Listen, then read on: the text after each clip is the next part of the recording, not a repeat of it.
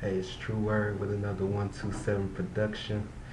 And y'all gonna have to excuse me because I'm in the bathroom right now. And I don't know if y'all ever been in the bathroom where someone went in it before you, and they stunk up the place, but then they tried to spray it with some of that spray.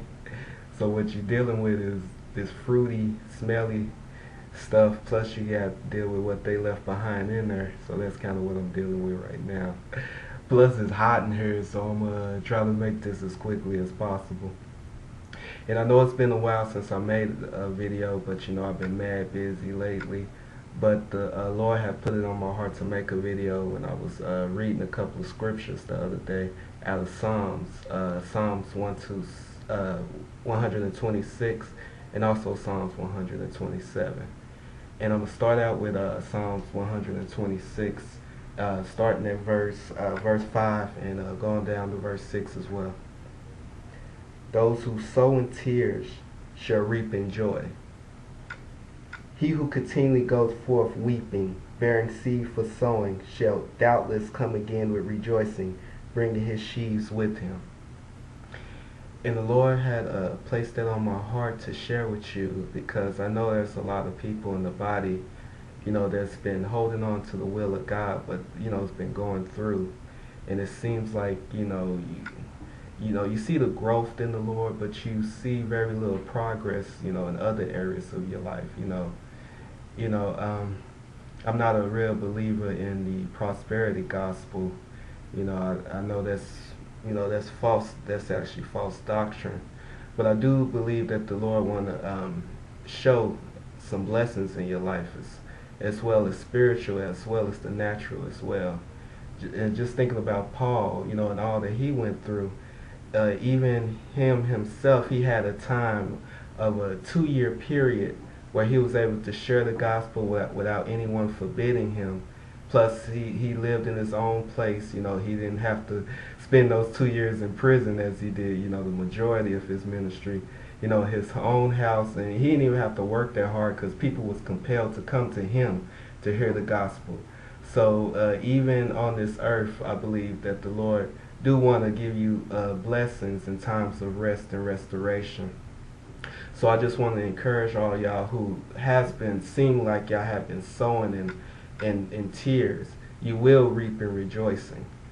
And I think about a Christian rapper named Corey Red. He has a verse in his song where I don't want to get it wrong, but he says something like, he's been preaching for years, got nothing to show for it.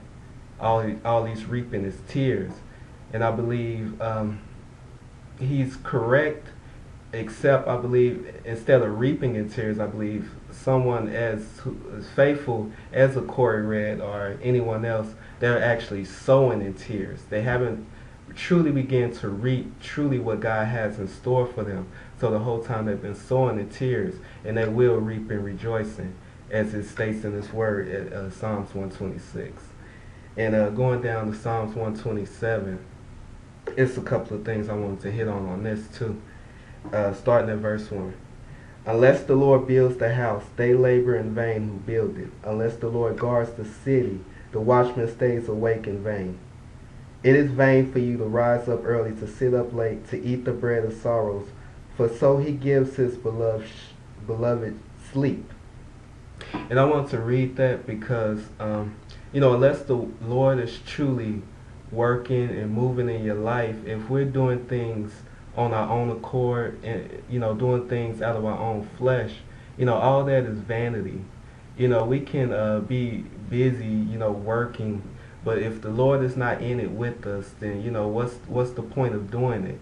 So if you're in a point in your life where you feel like, where the Lord is not having you accomplish much, you shouldn't try to go out on your own accord and try to just do just for the sake of doing. You should stay faithful to the will of the Lord and allow him to accomplish it through you. And that's just a couple of verses that I want to encourage y'all with. And I'm over my sister's house. I got my mama calling me right now. So we'll try to hurry up and finish this video. Hold on! I'm in here doing something. I'm making this video. But yeah. Just to speak on a couple of things that's going on in my life. Like I said, I've been mad busy. I've just been helping my grandfather out a lot because, he got cataracts and, he's gonna need surgery coming up soon. So y'all just pray for that situation because I know once he has that surgery, he'll be more up and about, so he won't need me as much. But I enjoy helping him, and the joy of the Lord just been with me the whole time. Also at my church. The church I go to is Church of the Gospel of Jesus Christ out of Tulsa, Oklahoma, with Pastor Alfred Humphrey. In the church, what they got me doing now is I'm teaching adult Sunday school. So that's just one of the ways that the Lord been working in me. Had a couple of opportunities come my way as far as my music, but I'm just seeking the Lord regarding that and see what direction He want me to go in on that. And was gonna bust a quick flow for y'all. Actually, I'll just go way back to the first structure verse that I ever wrote. So I just go ahead and spit that for y'all.